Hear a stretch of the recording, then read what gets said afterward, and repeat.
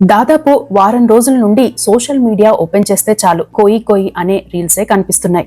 Work ప్లేస్లలో కూడా కోయి కోయి అనే పదాలు చాలా మంది నోట వినిపిస్తున్నాయి. అదే సమయంలో ఈ మాటలను పాట రూపంలో చెప్పిన వ్యక్తి గురించి కూడా చర్చ జరుగుతోంది. చివరికి ఆయన ఒక పాస్టర్ అని చాలా మందికి తెలిసింది. పైకి సింపుల్ గా కనిపించిన పలు వేదికలపై తనకు తానుగా తన బ్యాక్గ్రౌండ్ గురించి కూడా చెప్పారు. తనదిగా చెప్పుకుంటున్న ఆ చరిత్రలో ఎన్నో విషయాలున్నాయి. అవేంటో ఈ వీడియోలో చూద్దాం. ఆ పాట పాడిన ఫాస్టర్ పేరు క్రీస్తుదాసు. ఆయన అసలు పేరు మీసాల గురువప్ప. ఆయన చెప్పిన వివరాలు ఆయన మాటల్లోనే విందాం. నా పేరు మీసాల గురువప్ప.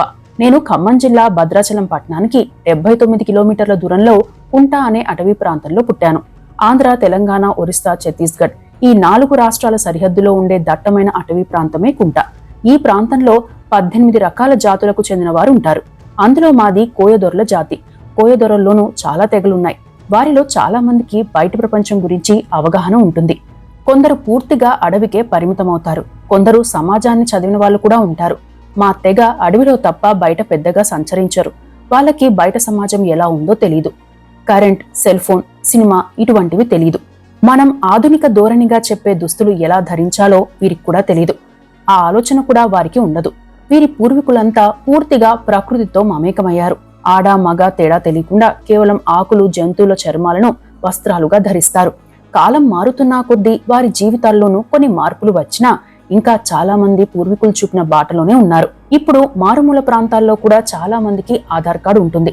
ఆధార్ కార్డు ఉంటే ప్రభుత్వ జనాభా లెక్కల్లో ఉన్నట్టు. కానీ చాన్నాళ్ల వరకు ఆధార్ కార్డు అంటే మా తెగకు తెలీదు. రేషన్ కార్డు అంటే తెలీదు. రోడ్లు తెలియవు. వాహనాలు, సెల్ ఫోన్లు, టీవీలు, స్మార్ట్ ఫోన్లు తెలియవు. చాలా అమాయకంగా ఉంటారు. తమ పద్ధతులు తమవి అని భావిస్తారు. మా కోయదొర్ల జాతిలో ఎన్నో ఆచార సంప్రదాయాలున్నాయి. కొన్ని ఆచారాలు మరీ ఘోరంగా ఉంటాయి. మొదటి సంతానంగా పుట్టింది ఆడపిల్ల అయినా మగపిల్లవాడైనా అడవి దేవుడికి బలి ఇచ్చే సంప్రదాయం ఉండేది. అలా తమకు పుట్టిన సంతానాన్ని అడవి దేవుడికి బలిస్తే ఆ అడవిని, తమ ప్రాంతాన్ని ఆ దేవుడు చల్లగా చూస్తాడనే నమ్మకం ఉండేది. కన్న తల్లిదండ్రులే 7 ఏళ్ల తర్వాత తమకు పుట్టిన పిల్లల్ని చెట్టు కట్టి బలి ఇచ్చే ఆచారం కూడా ఉండేది. అది చాలా భయంకరంగా ఉంటుంది. మా నాన్న పేరు ఆంబోతు ఎంకన్న. మా తల్లిదండ్రులకు మేం 6 సంతానం. మా దాంట్లో పేర్లన్నీ విచిత్రంగా ఉంటాయి.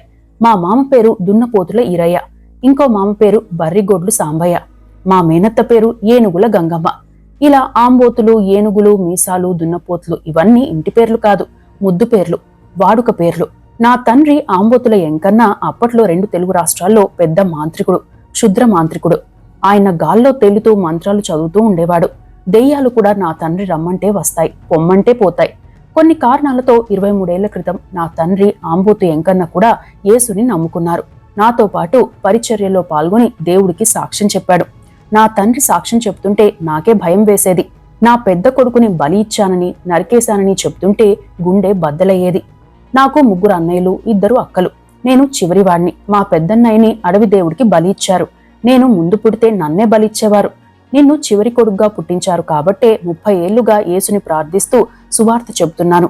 3.5 లక్షల మందికి పైగా జనాభా ఉన్న నా కోయ జాతిలో తొలిసారిగా యేసుని నమ్మిన మొదటి క్రైస్తవురాలు నా కన్నతల్లి. నా తల్లి దేవుణ్ణి నమ్ముకున్నందుకు నిండు గర్భిణిగా ఉన్న నా తల్లిని చెట్టు కట్టేసి దారుణంగా కొట్టారు. ఒంటికి వాతలు పెట్టారు. ఆ బాధలోనే నన్ను కన్నది. నేను పుట్టగానే నా కన్నతల్లి చనిపోయింది. అమ్మా నాన్న లేని అనాథగా పెరిగాను అని చెప్పారు. ఇక్కడే మరో అంశం కూడా ఉంది. మరో మీడియాలో వచ్చిన కథనం ప్రకారం ఆంబోతు వెంకన్న మంత్రగాడిగా ఉండడంతో పాటు కొన్ని పనుల కోసం ముఠాను మెయింటైన్ చేసేవారు. ఆ ముఠాకు కాపలాగా ఉండేందుకు తన కొడుకుని తయారు చేసేవాడు. ఎలా అంటే పున్నమి నాగు, విషకన్య, సింహాసనం సినిమాల్లోని కథల్లాంటి అంశం కూడా ఉంది. అదేంటో కూడా ఇక్కడ ప్రస్తావించవచ్చు. ఆంబోతు వెంకన్న చిన్నతనం నుండే గురువప్పకు కొంచెం కొంచెం విషం ఇవ్వడం ప్రారంభించారట. అలా గురువప్ప పెరుగుతున్న కొద్దీ శరీరం పూర్తిగా విషంతో నిండిపోయింది. గురువప్ప ఎవరిని కొరికినా అది ప్రమాదమని చెబుతారు. అంతేకాకుండా కొన్నిసార్లు ఆంబోతు వెంకన్న చోరీలకు వెళ్ళినప్పుడు ఎవరైనా అడ్డుపడితే వారిపై కుమారుడితో దాడి చేయించేవారనే వార్తలు కూడా ప్రచారంలో ఉన్నాయి. కొన్ని వెబ్సైట్లు ఈ వార్తలను ప్రచురించాయి కూడా. అయితే విషపు మంచిగా ఉన్న గురువప్ప ఒకసారి సిక్కయ్యారు. దీంతో ఆంబోతు ఎంకన్న గురువప్ప శరీరంలోని విషాన్ని తీసేసేందుకు ప్రయత్నించారట. కానీ సాధ్యం కాలేదు. తాంత్రిక విద్యలతోనూ ప్రయత్నించినా అది సాధ్యం కాలేదు. చివరికి కొందరు డాక్టర్లు కూడా చేతులెత్తేశారు. దీంతో గురువప్ప అడవిలోకి వెళ్లిపోయారట. అలా అడవిలోకి వెళ్లిపోయిన గురువప్పకు ఓ దేవదూత తన వద్దకు వచ్చిందని, ఆ తరువాత ఆయన శరీరంలోని విషం క్రమంగా తగ్గి మామూలు మనిషి అయ్యారట. అప్పటి నుండి తాను కూడా యేసు సేవలో ఉన్నారట. గురువప్ప కూడా చాలా చోట్ల ఇంచుమించు ఇలాంటి అంశాన్నే చెబుతారు. క్రైస్తవ సభల్లోనూ ఇలాంటి అంశాలే చెబుతారు. అంతేకాదు విషం ఎక్కించుకున్న వ్యక్తిగా తనకు గిన్నిస్ రికార్డ్ కూడా ఉందని చెబుతారు. ఆయన తన ప్రసంగాల్లో చెప్పే మరికొన్ని విశేషాలు కూడా చర్చకు వస్తున్నాయి. ప్రభుత్వ జనాభా లెక్కల్లో లేని మమ్మల్ని యేసయ్య లెక్కల్లో ఉంచుకున్నాడని, తమకు చదువు నాగరికత తెలియదని చెబుతారు. ఆ రోజుల్లో ఈ యూట్యూబ్ లేదు, సోషల్ మీడియా లేదు. అలాంటి భయంకరమైన పరిస్థితి నుండి మమ్మల్ని ఆ యేసయ్య రక్షించాడని కూడా చెబుతారు. సో గురువప్ప చెప్పే అంశాలు ఎంతవరకు నిజమనేది తెలియదు, కానీ ఈ విషయాలను ఆయనే చాలా మందికి చెబుతుండడంతో ఆ అంశాలు వైరల్ అవుతున్నాయి. ఇక మతానికి సంబంధించిన అంశం పక్కన పెట్టి చూస్తే, ఒకవేళ ఆయన చెప్పే అంశాలన్నీ నిజమైతే ఆయన జీవితంలో జరిగిన ఘటనలు మాత్రం విచారకరమని చెప్పవచ్చు. ఆచార సంప్రదాయాలు కొన్ని ఎంత కఠినంగా ఉంటాయో కూడా అర్థం చేసుకోవచ్చు. ఎవరి నమ్మకాలు వారివి, ఎవరి సంప్రదాయాలు వారివే. ఒకరి నమ్మకాలను, సంప్రదాయాలను, ఆచారాలను పూజించే విధానాన్ని కించపరిచే హక్కు, విమర్శించే హక్కు ఎవరికీ లేదు కూడా. అయితే అవి మితిమీరినప్పుడే అవి మూఢాచారాలు అవుతాయి. అందుకు ఒక ఉదాహరణ కూడా చెప్పొచ్చు.